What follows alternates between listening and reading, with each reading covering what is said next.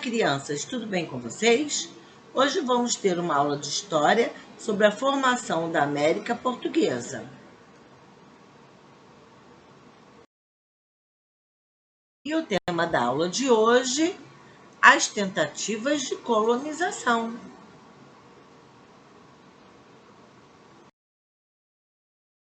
O início da colonização portuguesa.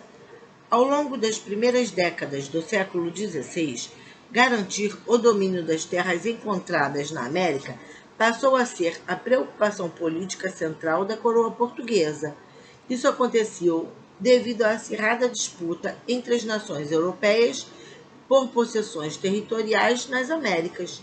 Mas não foi apenas a cobiça de outras nações que fez com que a coroa portuguesa pensasse em tornar viável e rentável economicamente a exploração dessas terras.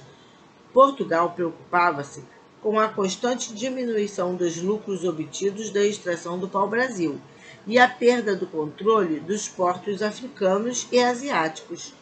Nesses locais, os portugueses lucravam muito com a cobrança das tarifas de todos os navegadores que por eles passavam.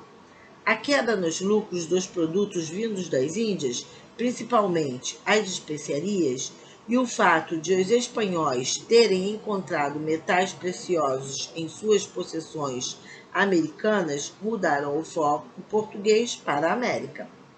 Assim, a partir de 1530, os portugueses resolveram iniciar a experiência colonizadora. Por determinação do rei Dom João III, Martim Afonso de Souza partiu para o Brasil no comando de uma esquadra. Ele recebeu a ordem de estabelecer núcleos de povoamento e combater os franceses e outros piratas que ameaçassem o território. Além disso, deveria explorar o litoral, demarcar o território dentro dos limites do Tratado de Tordesilhas e introduzir a administração metropolitana na colônia. Para concretizar esses objetivos, o enviado do rei trouxe homens, animais, mudas de plantas, entre elas a cana-de-açúcar e alguns instrumentos agrícolas. Desse modo, estabelecia-se o ponto de partida para o povoamento da colônia.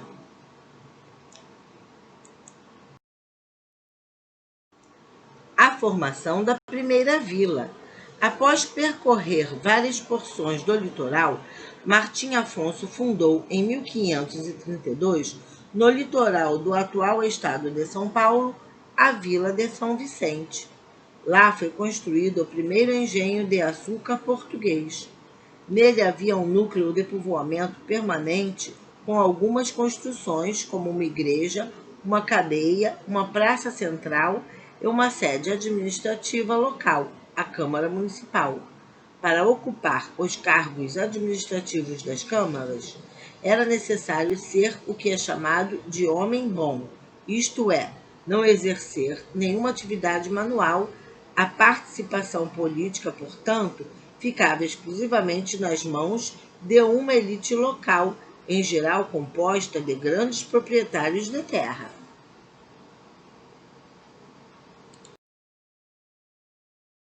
Capitanias hereditárias. Martim Afonso distribuiu aos colonos lotes de terrenos chamados de sesmarias. Cabia aos sesmeiros, nome dado àqueles que recebiam o terreno, tornar a terra produtiva, defendê-la de possíveis invasores e recolher impostos à coroa portuguesa. Esse sistema de cessões vigorou até a década de 1820. Essas ações, porém, não foram suficientes para povoar e defender a colônia. Assim, o rei de Portugal implantou um sistema de concessão que já obtivera sucesso em outras possessões portuguesas, como os arquipélagos da Madeira e dos Açores. Esse sistema recebeu o nome de capitanias hereditárias.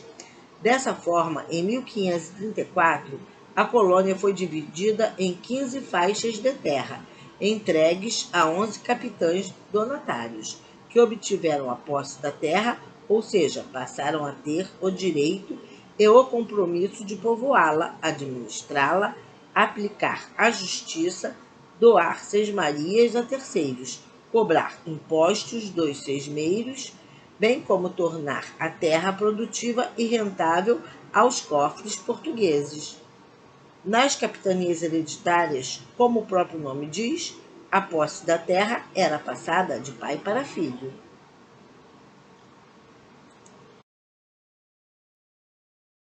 O fracasso do sistema de capitanias. O sistema de capitanias não teve o sucesso esperado.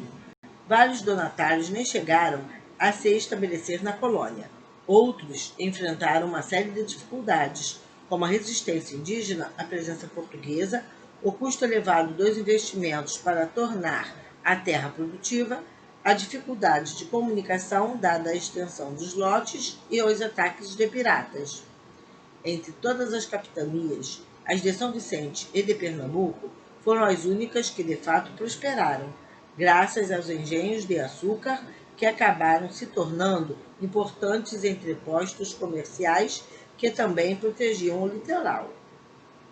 Diante dessa situação, o rei de Portugal precisou tomar outras medidas para administrar a colônia e instaurou o sistema de governo geral. As capitanias não foram totalmente extintas, mas o poder foi centralizado nas mãos de um representante da coroa.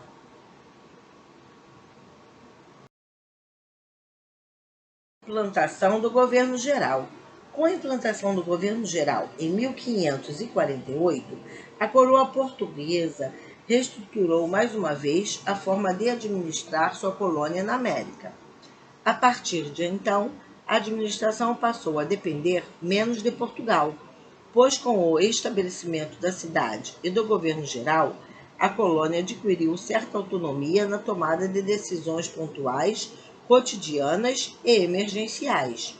Anteriormente, alguns conflitos coloniais levavam um tempo considerável para serem solucionados, pois era preciso esperar meses entre o envio de uma carta consultando o rei em Portugal e a consequente resposta.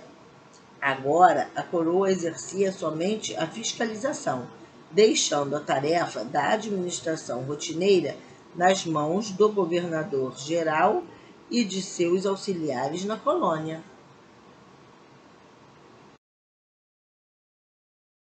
A fundação de Salvador. O marco inicial dessa reestruturação foi a fundação de Salvador, a primeira cidade colonial estabelecida pelo governador-geral Tomé de Souza, tornando-se assim sede do governo geral e a primeira sede administrativa da colônia portuguesa.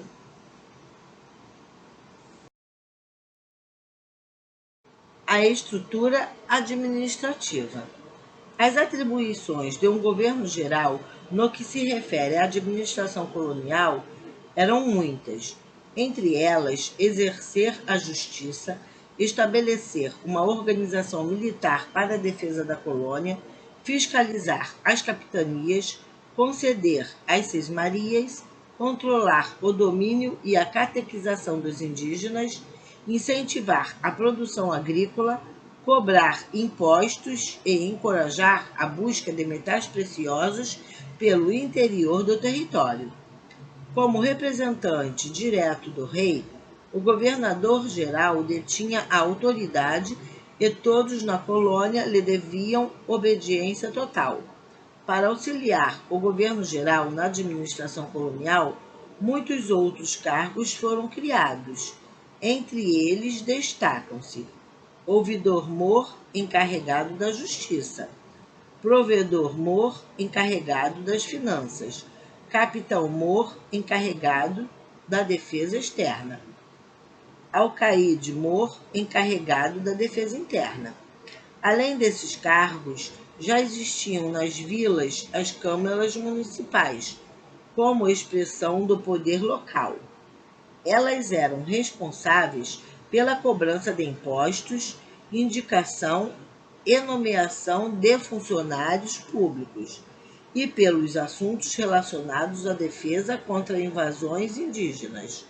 Com o passar do tempo, a força dos grandes proprietários que controlavam as vilas e as cidades foi aumentando, e isso desencadeou uma série de atritos com os funcionários diretos da coroa portuguesa. Tomé de Souza não trouxe somente o corpo administrativo. Com ele também vieram os primeiros membros da Companhia de Jesus, conhecidos como jesuítas, sob a chefia do padre Manuel da Nóbrega, com a missão de catequizar os nativos.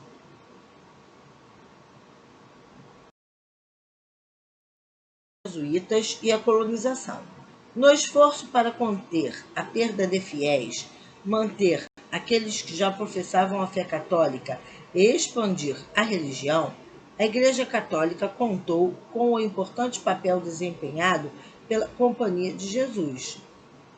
Os membros dessa companhia contribuíram para a expansão do catolicismo por meio da catequização dos indígenas, especialmente nas colônias da América Espanhola e Portuguesa.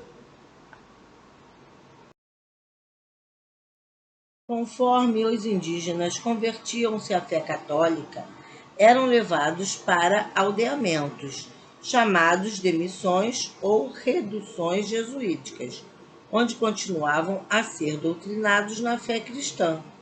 Lá, além da religião, aprendiam a ler e a escrever em língua portuguesa. Os aldeamentos portugueses estavam espalhados por várias regiões do território português na América, inclusive além da linha determinada pelo Tratado de Tordesilhas. As primeiras missões surgiram a partir de 1553 na região de Recôncavo Baiano.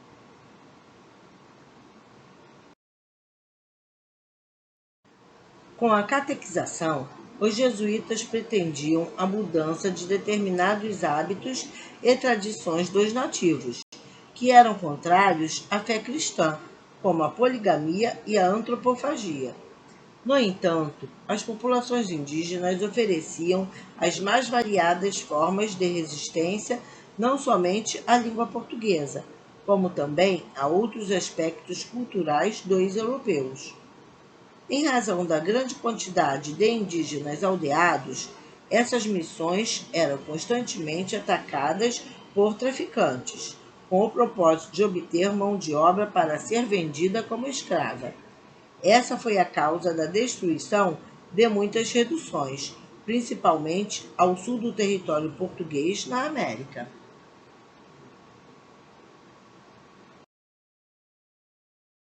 Vila de São Paulo de Piratininga. Tomé de Souza retornou a Portugal em 1553 e foi substituído por Duarte da Costa, que governou até 1557.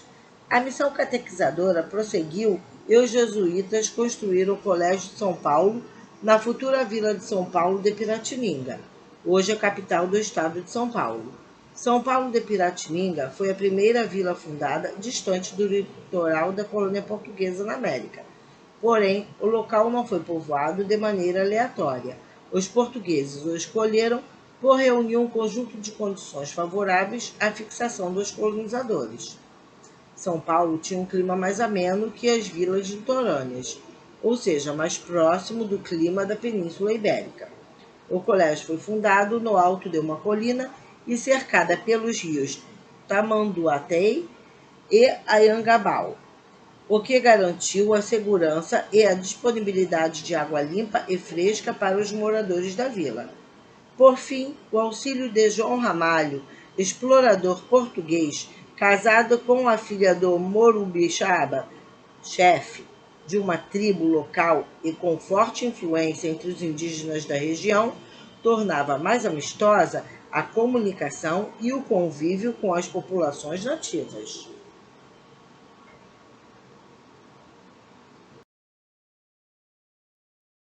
A cidade de São Sebastião do Rio de Janeiro. Em 1555, ocorreu a invasão francesa na Baía de Guanabara, atual cidade do Rio de Janeiro. Em 1567, sob o governo de Mendes Sá, que durou até 1572, os franceses foram expulsos. Foi também durante a administração de Mendes Sá, em 1565, que a cidade de São Sebastião do Rio de Janeiro foi fundada. O quarto governador-geral, Luís de Vasconcelos, nem sequer chegou ao Brasil, pois seu navio foi atacado e destruído pelos corsários franceses. Como a área a ser governada era demasiadamente grande e havia necessidade de controlar melhor a produção açucareira, entre 1572 e 1578, Dom Sebastião, rei de Portugal, dividiu o governo geral em dois: o do norte, com sede em Salvador, e o do sul, com sede no Rio de Janeiro. Como os resultados foram pouco satisfatórios, houve a reunificação em 1621, com o retorno da sede para Salvador.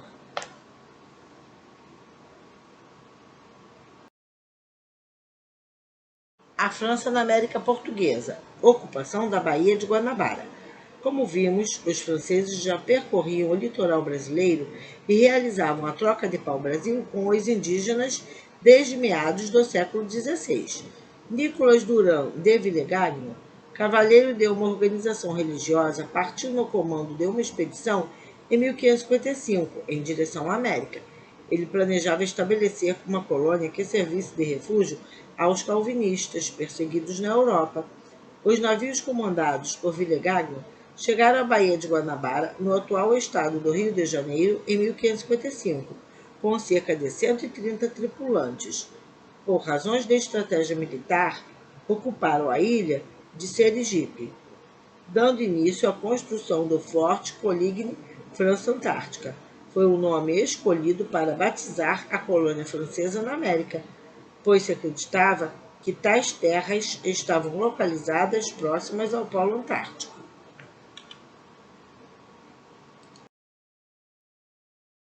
Entre 1555 e 1560, os franceses formaram uma colônia relativamente forte com o apoio do rei francês e a aliança com os tamoios, indígenas que habitavam a região. Essa colônia francesa resistiu até 1560, quando o então governador-geral do Brasil, Mendes Sá, aportou na Baía de Guanabara com a missão de expulsar todos os franceses da região. Naquele momento, os portugueses conseguiram derrotá-los. Apoiados pelos tamoios, porém, os franceses permaneceram na região por mais 7 anos e somente em 1567 foram expulsos definitivamente.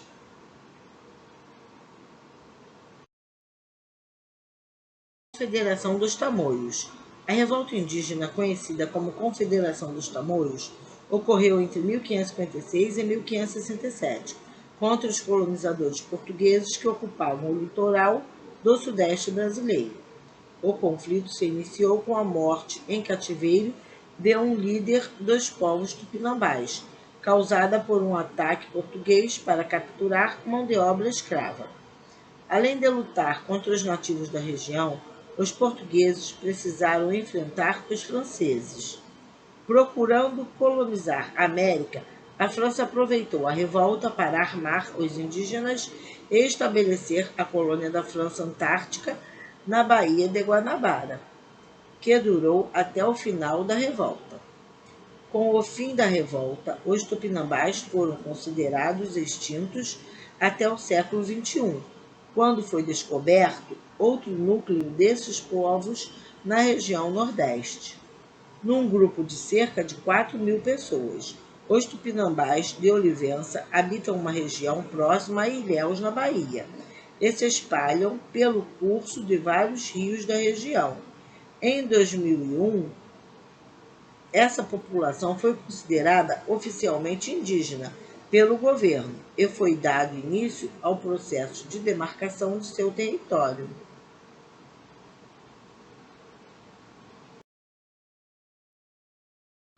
Ocupação do Maranhão. Essa tentativa de fixação francesa no Brasil aconteceu no início do século XVII e contou com o apoio dos indígenas locais. A chamada França Equinocial resultou na fundação, em 1612, da cidade de São Luís, cujo nome foi dado em homenagem ao rei da França na época, Luís XIII. Hoje, São Luís é capital do estado do Maranhão. A região em que a colônia francesa se estabeleceu era quase desconhecida dos portugueses. Em julho de 1612, uma frota de 3 navios de cerca de 500 homens ali aportaram, dando início à construção de Fortaleza de São Luís. Em 1614, o então rei de Portugal e Espanha, Felipe II, determinou o ataque dos franceses e a retomada da região. Após várias batalhas, em 1615, os franceses entregaram São Luís, o que representou o fim da presença francesa no local. No entanto, as tentativas dos franceses de tomar uma colônia no Brasil continuaram, como confirmaram os ataques de corsários franceses ao Rio de Janeiro em 1710 e 1711. Todos os ataques, porém, foram combatidos por tropas portuguesas.